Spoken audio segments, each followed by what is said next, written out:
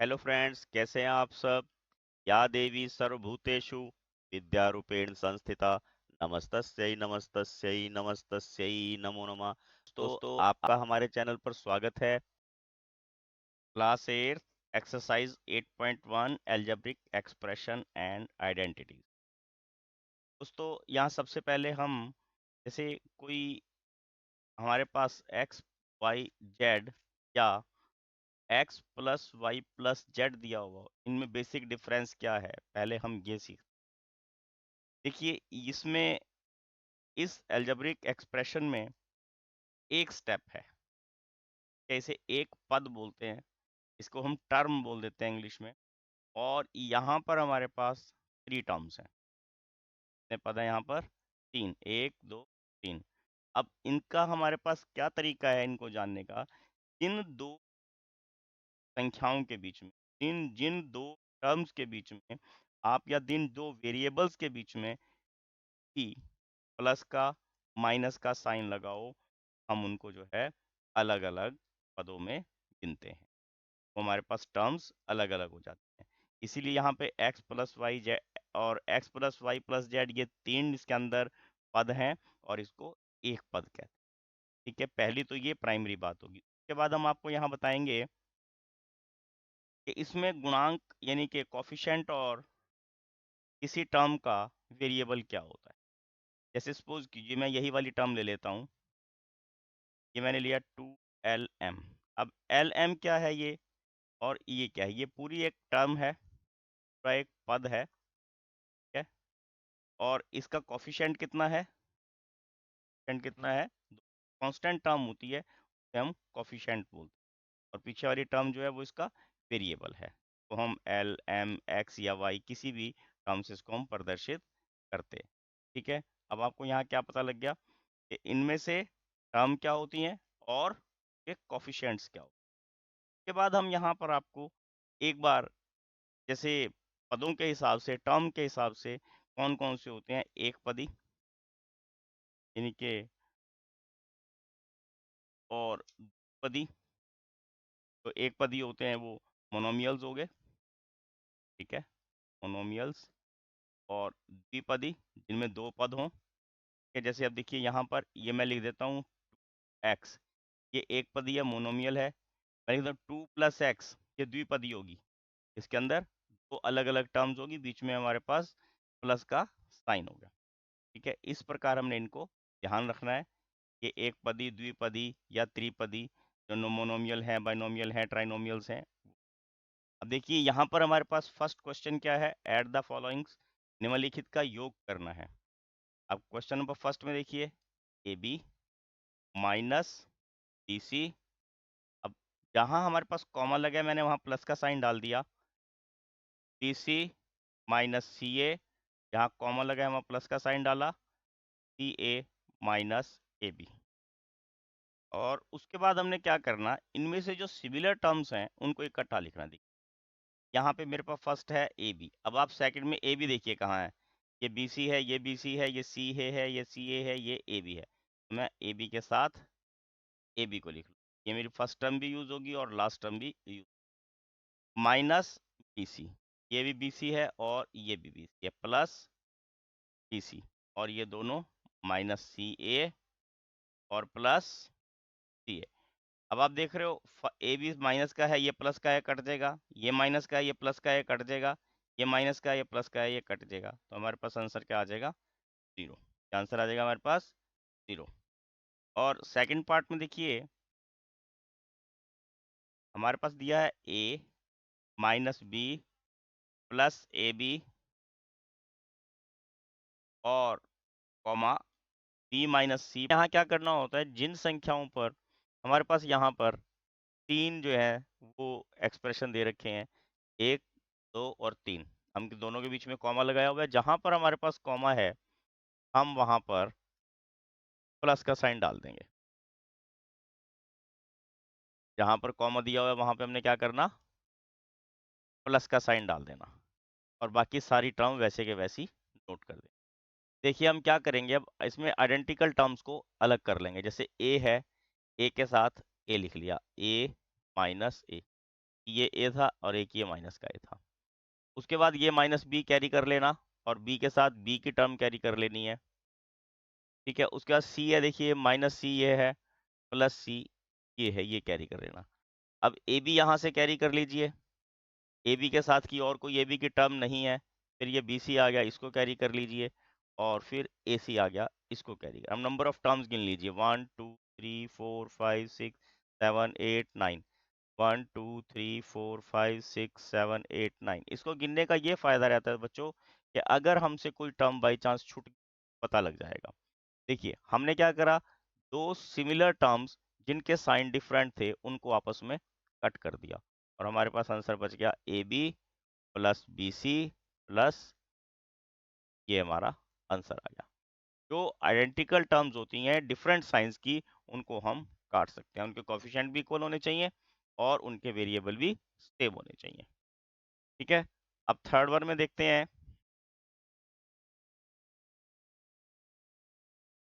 और थर्ड में हमारे पास क्या स्टेटमेंट दी हुई है, देखिए सॉरी, दो एक्सप्रेशन है हमारे पास यहाँ, 2p² q² minus 3pq plus 4।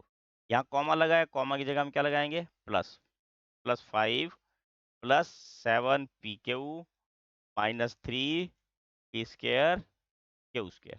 अब फर्स्ट टर्म हमारे पास 2p² q² है, तो हमने 2p² q², जो सिमिलर टर्म्स होती हैं, आइडेंटिकल टर्म्स होती हैं, जिनके कोफिशिएंट्स बेशक अलग अलग हों, वेरिएबल सेम हों, उनको इकट्ठा रख लेते हैं। तो हमने ये फर्स्ट टर्म और लास्ट टर्म यूज। उसके बाद मेरे पास पी क्यू वाली है -3pq, और फिर एक है 7pq।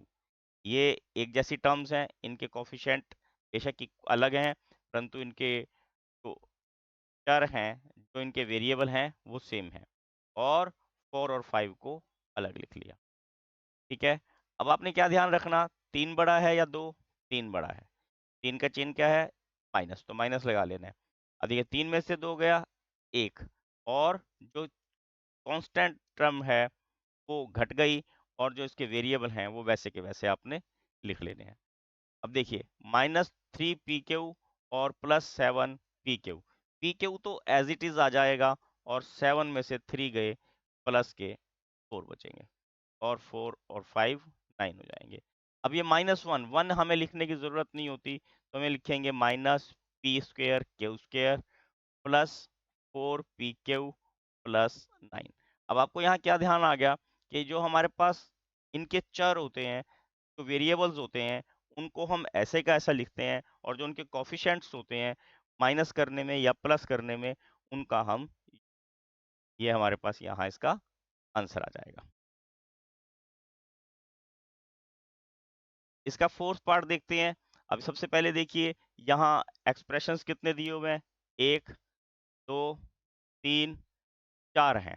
अब इन चारों को हमने प्लस करना है, देखिए तो l² प्लस m², उसके बाद कॉमा है, कॉमा की जगह हम प्लस लगा देंगे, m² प्लस n², फिर कॉमा है, n² प्लस l², फिर कॉमा है, 2lm 2mn प्लस 2nl। अब देखिए l² वाले को l² के साथ लिख देना है, तो l² प्लस l², ये m² 1, ये m² 2, इन दोनों को इकट्ठा लिख देना है। अब ये n², ये n², इन दोनों n² को इकट्ठा लिख दीजिए, और शेष टर्म, उसमें कोई भी सिमिलर टर्म हमें नजर नहीं आ रही है, हम इसको ऐसे कैसा लिखते हैं। अब देखिए ये दोनों जुड़ के क्या बन जाएंगे, जिनके कोफिशिएंट कोई ना हो उनको 1 मानते हैं, 1 1, तो ये क्या हो जाएगा हमारे पास 2l²। जिनके सामने कुछ ना हो उनका कोफिशिएंट गुणांक 1 माना जाता है, तो ये क्या हो जाएगा 2m², 1 and 1 2।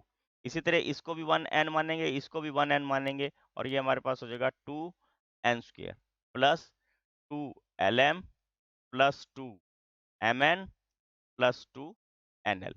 ये हमारे पास आंसर आ जाएगा। यहाँ पर हमने इनको प्लस करना सीखा है, और नेक्स्ट सब में इसको हम घटाना सीखते हैं। देखिए अब देखिए सेकंड सम में क्या है, यहाँ पर घटाने का सम है 12a minus 9ab plus 5b minus 3 में से 4a -7ab plus 3b plus 12 को घटाइए। Subtract this one. अब दिस वन को सब्ट्रैक्ट करना है फ्रॉम दिस वन। अब जिसमें से सब्ट्रैक्ट करना है उसको हमने पहले लिखना है। -9ab plus 5b -3। सब्ट्रैक्शन का साइन लगा दिया, माइनस लगा दिया, तो सब्ट्रैक्ट करना है 4a -7ab plus 3b plus 12। ठीक है। अब आपको क्या ध्यान रखना है, ब्रैकेट लगाना यहाँ जरूरी इसलिए होता है क्योंकि हमारे पास यहाँ एक से ज्यादा टर्म्स हैं, अंदर 4 टर्म्स दी हुई हैं। अब देखिए, हमने पहले जो एक्सप्रेशन को ऐसे का ऐसा लिख लेना है, उसके बाद जो भी हमारे पास एक्सप्रेशन है उनमें सभी टर्म्स के हमने साइन यहाँ चेंज कर देने हैं। 4a प्लस का था, इसे माइनस का कर दिया। 7ab माइनस का था, इसे प्लस का कर देंगे। -3b कर देंगे क्योंकि 3b प्लस का था, और 12 प्लस का था, इसे माइनस कर देंगे। और हम आइडेंटिकल टर्म्स को इकट्ठा लिखेंगे। अब a वाली टर्म देखनी है, ये है हमारे पास, तो यहाँ -4। अब -9ab, ए बी वाली और दूसरी टर्म कौन सी है, 7 प्लस का 7ab यहाँ लिख लेंगे।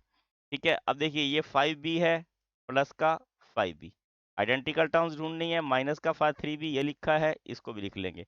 अब हमारे पास कौन सा बच गए, -3 और -12। अब देखिए 12a में से 4a लेस करना। अब हमने क्या बताया था, जो कॉफिशेंट होते हैं वो लेस होते हैं और जो वेरिएबल हैं वो वैसे के वैसे रहेंगे। 12 में से 4 गए, क्या बच गया, 8 और a।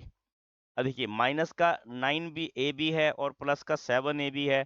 प्लस का छोटा है, माइनस का बड़ा है, तो चिन्ह माइनस का आएगा। 9 में से 7 गए तो a b वैसे का वैसा आना है। अब यहाँ पर देखिए +5b -3b, प्लस का बड़ा है तो साइन प्लस का लगाएंगे। 5 में से 3 गए, क्या बच गया, तो। और सेम जो साइन होते हैं वो हमेशा ऐड हो जाएंगे, सेम साइन हमेशा ऐड हो जाएंगे। -3 में 12 जोड़े, माइनस के 15 आ जाएंगे। आपने इसको ऐसे ही याद रखना, ऐसे नहीं कहना माइनस माइनस प्लस कर दिए।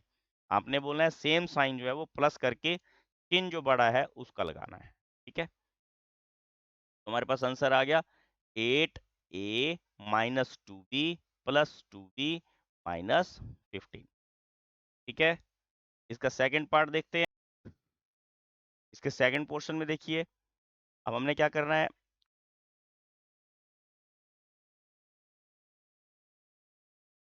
डी पार्ट देखिए।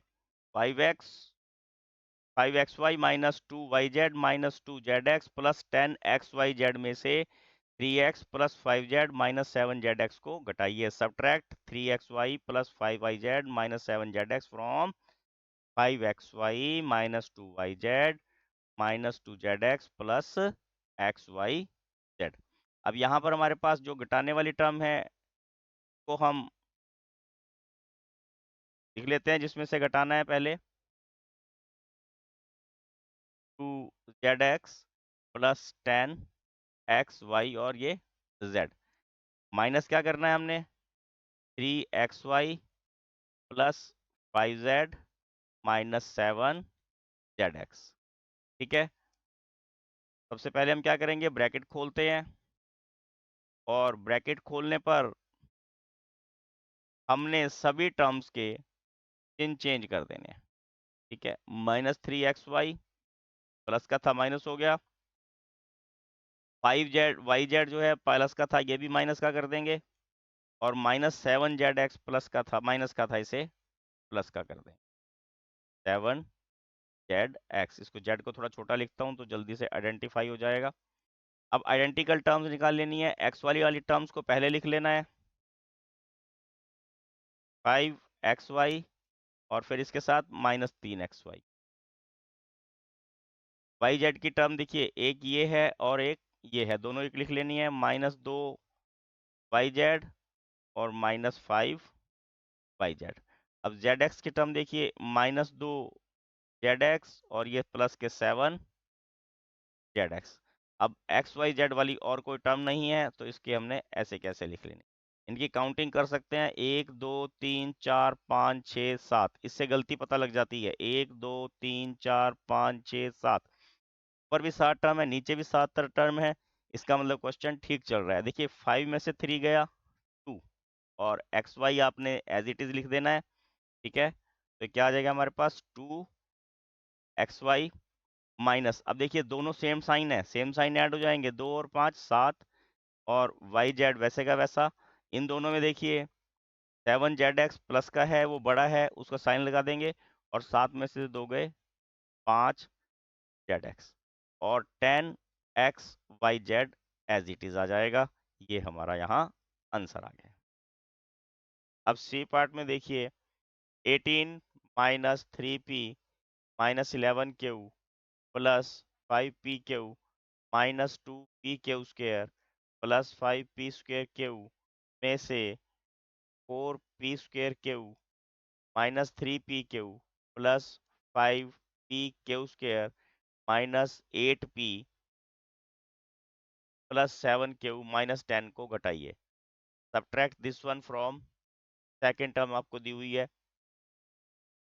अब आपने लिखना है 18 minus 3p minus 11q plus 5p Q minus 2p Q square plus 5p square Q minus जो सेकंड एक्सप्रेशन दिखा है वो लिख दीजिए 4p square Q minus 3p Q, bracket बंद नहीं करनी, और plus 5p Q square minus 8p plus 7q minus 10, bracket बंद। अब आपने क्या करना है, जो ब्रैकेट के बाहर की टर्म्स हैं उनको एज इट इज लिख लेना है, और जो ब्रैकेट के अंदर की टर्म्स होंगी उनके सबके साइन चेंज करने पड़ेंगे बच्चों, क्योंकि ब्रैकेट के बाहर माइनस है। अगर ब्रैकेट के बाहर माइनस हो तो अंदर के सभी के चिन्ह बदलने पड़ते हैं। तो हो जाएगा minus 4p square Q plus 3p Q, और उसके बाद minus 5p Q square plus 8p, और ये माइनस 7q, और देन प्लस 10, ठीक है। अब 18 और 10 आइडेंटिकल टर्म्स हैं, क्या लिखेंगे 18 प्लस 10, दोनों को टिक कर लीजिए ताकि हमें पता लग जाए ये टर्म हमने यूज कर ली है। उसके बाद माइनस 3p ये है, और 8p हमारे पास ये है, माइनस 3p प्लस 8p। उसके बाद है माइनस 11q, और ये है माइनस 7q। उसके बाद हमारे पास है 5pq, और pq वाली टर्म्स और कौन सी है हमारे पास यहाँ पर, प्लस का 3। उसके बाद minus 2p square, p square वाली टर्म हमारे पास उसके बाद है 5 वाली, माइनस 5p स्क्वेयर, और 5p स्क्वेयर क्यू ये टर्म, और साथ ही है माइनस 4 स्क्वेयर क्यू। अब नंबर ऑफ टर्म्स गिन लीजिए, 1 2 3 4 5 6 7 8 9 10 11 12, 1 2 3 4 5 6 7 8 9 10 11 12। इससे फायदा ही रहता है अगर कोई टर्म गलती से छूट गई होगी बच्चों तो हमें पता लग जाएगा। अब ये डिफरेंट साइन किए हैं, इनको हम माइनस करेंगे, आ जाएगा प्लस 5p। ये सेम साइन किए हैं, इन दोनों को ऐड करेंगे, आ जाएगा माइनस 18q। ये सेम साइन किए हैं, दोनों ऐड करेंगे, ये आ जाएगा हमारे पास 8pq। ये सेम साइन किए हैं, दोनों ऐड करेंगे, आ जाएगा माइनस 7pq स्क्वायर। और ये डिफरेंट साइन किए हैं, ये घट जाएंगी, आ जाएगा p स्क्वायर, और हमारे पास आंसर आ जाएगा 28 plus 5p minus 18q plus 8pq minus 7pq square plus p square. ये हमारे पास आंसर आ गया। यहाँ पर एक्सरसाइज हमारी समाप्त हो जाती है। Please like share and subscribe my channel. Thank you, have a nice day.